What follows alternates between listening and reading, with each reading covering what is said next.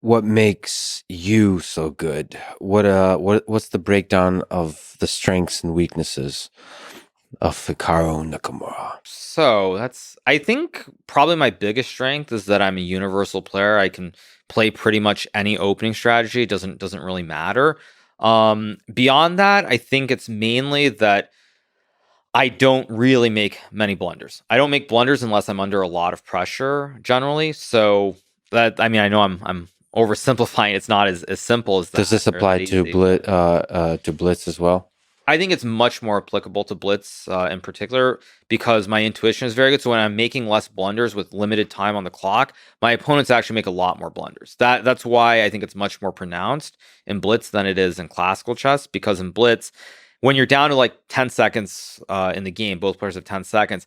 My intuition is just better than theirs. I mean, Magnus maybe not so clear, but like if you look at other players, say Fabiano Caruana, a very strong player, when he gets down to 10 seconds or in these situations, he almost always makes a blunder. Almost always. So I'm just more precise. I make less blunders, and that's really the effect is much more dramatic in blitz. What do you think that intuition is? Like, sorry for the kind of like almost philosophical question.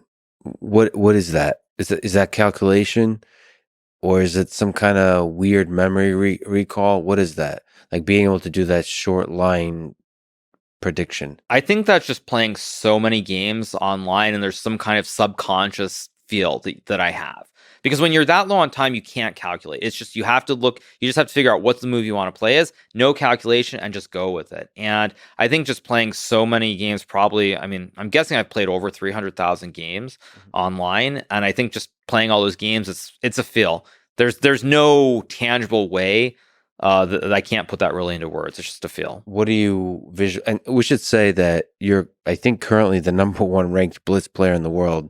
You have been for a while. You're unquestionably one of the great. So the classical, rapid, and blitz. You're one of the best people for many years in the world. Okay, but you're currently number one in blitz.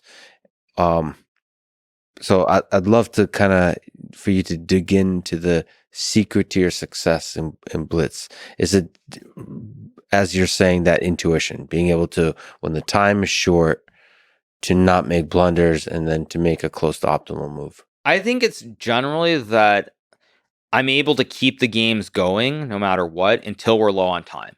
I'm always able to do that. Yeah. Like if we play a game with 3 minutes, like there are games that I will just win very quickly, but a lot of games between top players have to think, you have to use time, and in those final critical stages, I just don't blunder. I just don't blunder really at the end of the day. That's really the only difference because everybody's very, very strong, but it's sort of like who is the better like brain, who is the better like CPU, or for lack of a better way of putting it, it's like who makes those split second decisions the best. And I do think that I'm extremely good at that in a way that almost nobody else is. That really is the only difference, is that those split second decisions, because you can get a worse position, but again, if you keep the game going, players have to use the time. When you get down to those final 10-15 seconds, I almost always end up winning in those situations. What are you visualizing? Like what in those, when you're doing the fast calculations? What is it? It's basically you look at a move and you see, like when it's like 5 seconds or 10 seconds, you play a move and you just make sure that it's not a blunder. You just make sure it's not a blunder, and you just go with it. And the first part though is the feel. So it's like I see this move and it looks right. I don't know why it's right. I can't put that into words, but it looks like the right move. And then I look for like a split second, see it, as long as it's not some kind of blunder, and you just play that move. Is there a bit of a tunnel vision? Are you able to understand the positions of all the other pieces on the board, or are you just focusing in on a very specific interaction? It's just feel. It's really just feel. It's like this move feels right, and so I play it. When you're at that stage of the game, it's like as long as it's not a blunder, and it's just that feel. There is no way for me to put that in. And that feel, like empirically, does result in low probability of blunder for you. Yeah. So like you don't blunder.